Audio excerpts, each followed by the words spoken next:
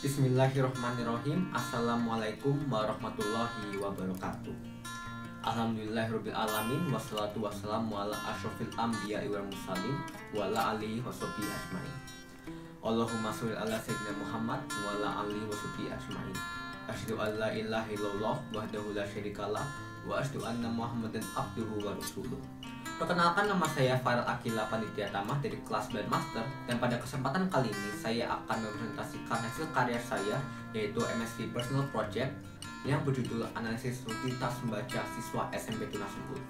Pertama, latar belakang saya membuat penelitian ini adalah saya sadar bahwa membaca merupakan kegiatan yang sering dilakukan oleh anak-anak mungkin pada waktu luang atau pada waktu yang disediakan. Membaca memiliki banyak manfaat. Salah satunya adalah mengembangkan keterampilan kreativitas. Mengapa kreativitas penting? Karena dunia berubah dengan cepat, dan banyak perusahaan yang mengakui bahwa kreativitas merupakan keterampilan yang penting untuk menghadapi masa depan.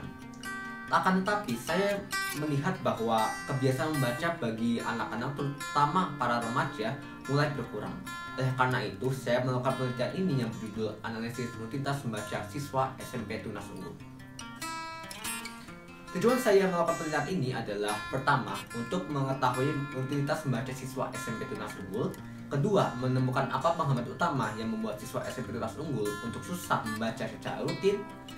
Dan yang ketiga, mengetahui cara untuk mengatasi penghambat tersebut dan apa yang diinginkan siswa untuk bisa memperbanyak waktu membaca.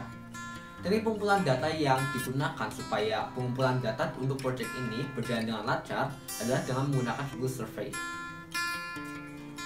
Untuk langkah penelitian, pertama saya menentukan tema, kedua saya membuat judul, ketiga saya menyusun proposal, keempat saya mengumpulkan data, kelima menganalisis data, dan keenam menarik kesimpulan dan saran.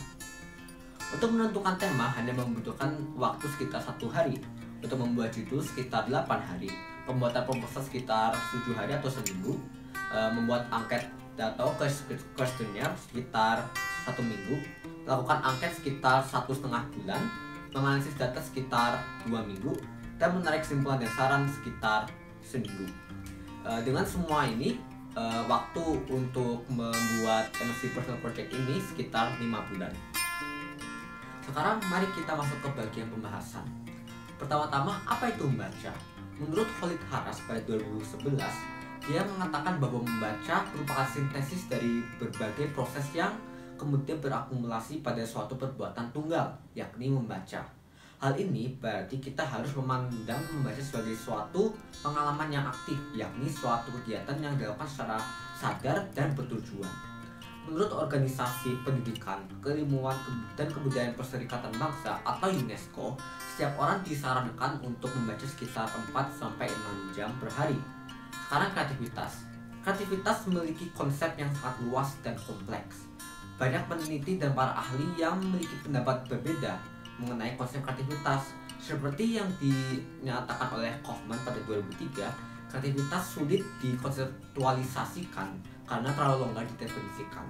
Supaya penelitian ini mudah untuk dipahami, penulis mengambil definisi kreativitas dari Peter Sack. Dalam artikelnya yang berjudul Kreativitas Ada di Rosewood, Peter Sack mendefinisikan kreativitas sebagai kemampuan untuk menciptakan sesuatu yang baru yang tidak berarti menciptakan sesuatu dari ketiadaan, namun untuk menghasilkan ide, solusi, potongan pekerjaan, menggunakan kombinasi, perubahan, dan replikasi ide yang ada. Dia juga menyatakan pendekatan individual dengan kreativitas ditandai dengan kesepakatan, penerimaan perubahan dan berita, kesediaan untuk bermain dengan ide dan pikiran, dan fleksibilitas dalam perspektif. Kemudian, kreativitas merupakan keterampilan yang sangat penting. Oleh karena itu, kita harus berupaya untuk mengembangkan kreativitas kita. Ada banyak cara untuk mengembangkan kreativitas, diantaranya dengan membaca buku secara rutin, terutama buku fiksi. Membaca buku membutuhkan keterlibatan dan konsentrasi yang aktif.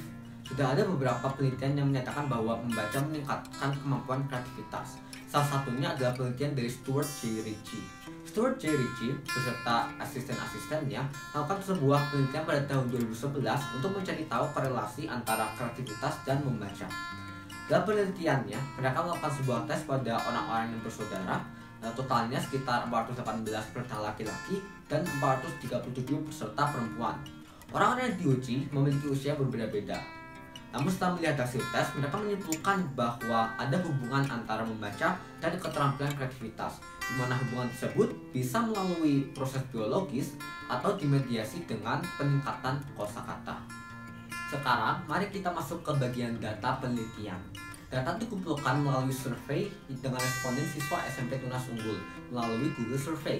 Survei dilakukan selama sekitar 1,5 bulan, dari awal bulan Maret sampai pertengahan bulan April 2020.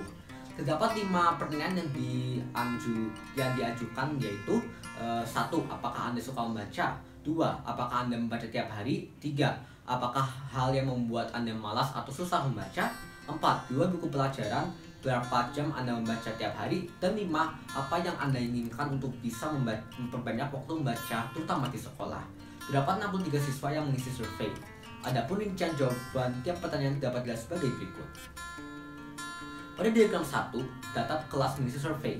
Dari 63 siswa yang mengisi survei, 34 berasal dari kelas 7, 13 berasal dari kelas 8, dan 16 berasal dari kelas 9. Lalu pada diagram 2, skala linear kesukaan siswa SMP Tunas Unggul untuk membaca. Bisa dilihat bahwa mayoritas siswa memilih nomor 5, yaitu lumayan suka membaca, nomor 10 yaitu suka membaca, dan nomor 1 yaitu tidak suka membaca, dan juga nomor 7 yaitu lumayan suka membaca juga. Di yang siswa yang memilih nomor 10 mayoritas berasal dari kelas 7. Sekarang di diagram 3, yaitu kerutinan membaca siswa SMP Tunas Unggul. Bisa dilihat bahwa dari 63 siswa yang mengisi survei, 42 atau 66% mengatakan bahwa mereka jarang untuk membaca buku setiap hari. 10 atau 16% mengatakan mereka sering untuk membaca tiap hari. Dari 3 atau 5% mengatakan mereka selalu membaca tiap hari. Dan 8 atau 13% mengatakan mereka tidak pernah membaca tiap hari. Kemudian diagram 4, hal yang membuat siswa susah atau malas membaca. Bisa dilihat bahwa mayoritas siswa memilih gawai sebagai hal yang membuat mereka susah atau malas membaca. Berdasarkan pengalaman pribadi sendiri, saya mendukung pernyataan ini karena saat saya memegang HP ataupun gawai yang lain, saya susah untuk melepaskannya dan susah sekali untuk melakukan kegiatan lain. Selain itu, siswa memilih tidak suka membaca. Hal ini berkorelasi dengan data diagram 2 dan 3, di mana siswa yang memilih skala linear rendah atau misalnya 1-3 di skala linear kesukaan membaca, mereka akan memilih pilihan jarang atau tidak pernah di pertanyaan ketiga, yaitu apakah Anda suka membaca buku, apakah Anda membaca buku setiap hari. Kemudian banyak siswa yang memilih alasan lainnya yang membuat mereka malas atau susah membaca. Kemudian yang terakhir, pada diagram 5, durasi siswa membaca buku dalam 1 hari selain buku pelajaran. Jadi 63 siswa yang mengisi survei, sekitar 15 atau 24% siswa mengatakan mereka membaca sekitar 1 jam ke atas, 8 atau 13% mengatakan mereka membaca sekitar 31 menit sampai 1 jam, 20 atau 32% mengatakan mereka membaca sekitar 20 sampai 30 menit, 11 atau 17% mengatakan mereka membaca kurang dari 19 menit, dan sekitar 9 siswa atau 14% mereka mengatakan mereka tidak pernah membaca. Kemudian yang terakhir, angket yang dibagikan menanyakan siswa SMP Tunas Unggul dari kelas 7 sampai kelas 9 apa yang mereka inginkan untuk bisa memperbanyak waktu membaca mereka, terutama di sekolah. Dari 58 siswa yang menjawab pertanyaan tersebut, sekitar 10 lebih siswa ingin sekolah untuk mengadakan waktu khusus untuk membaca buku. Saya mendukung hal ini karena saat saya berada di Inggris, saya melihat bahwa sekolah di mana saya sedang belajar menyediakan waktu khusus untuk membaca sekitar 15-20 menit per hari. Kegiatan tersebut mendorong siswa untuk membaca buku di sekolah. Selain itu, banyak siswa mengatakan bahwa mereka ingin sekolah untuk menyediakan tempat khusus untuk membaca, seperti pojok literasi di kelas mereka, supaya mereka bisa membaca di suasana yang tenang. Berdasarkan analisis data dan referensi yang telah dikumpulkan, maka terkait dengan literasi membaca siswa SMP Tunas Unggul dapat disimpulkan sebagai berikut. 1. Tingkat rutinitas membaca mayoritas siswa SMP Tunas Unggul masih di bawah standar atau kurang dari 2 atau 4 jam per hari. Dua, hal utama yang membuat mayoritas siswa SMP Tunas Unggul untuk susah membaca secara konsisten adalah gawai dan alasan lainnya. Dan yang ketiga, keinginan siswa supaya mereka bisa membaca lebih banyak diantaranya adalah sekolah menyediakan waktu khusus untuk bisa membaca dan menyediakan pondok literasi di kelas supaya menghasilkan suasana yang nyaman untuk bisa membaca. Berdasarkan kesimpulan yang saya tarik untuk penelitian ini, saya bisa memberikan beberapa saran. Satu, sebaiknya sekolah tidaknya menyediakan waktu khusus untuk membaca di sekolah dan membuat fasilitas seperti pondok literasi di mana siswa bisa membaca. Selain itu, sekolah bisa juga membuat website di mana website tersebut mengandung buku-buku yang bisa dibaca di rumah. Jadi bagi siswa yang tidak punya buku di rumah, mereka bisa menggunakan website yang disediakan oleh sekolah. Kepada masyarakat umum, saya menyarankan untuk menyediakan buku-buku di rumah masing-masing atau pergi ke perpustakaan. Manfaatkan waktu luang yang ada dengan membaca buku, terutama untuk anak kecil. Saran saya untuk peneliti selanjutnya adalah manfaatkan waktu dengan baik dan sering meminta tanggapan dari pembimbing masing-masing. Selain itu, kumpulkan data yang banyak supaya data tersebut valid dan bisa dipercayai. Itu saja mungkin yang dapat saya sampaikan pada kesempatan kali ini. Mohon maaf bila ada kekurangan ataupun salah kata. Sekian dari saya. Wassalamualaikum warahmatullahi wabarakatuh. Assalamualaikum warahmatullahi wabarakatuh. Saya selaku orang tua dari Farel akan memberikan komentar terhadap hasil MSP yang telah Farel selesaikan. Jadi alhamdulillah Farel sudah menyelesaikan MSP. Jadi kerja kerasnya ada hasilnya dan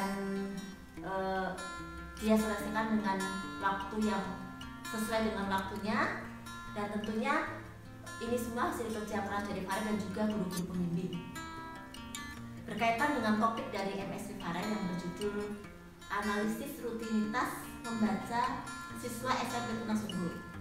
Maka dalam hal ini saya akan sedikit berkomentar bahwa sebenarnya tema dari yang Farel angkat itu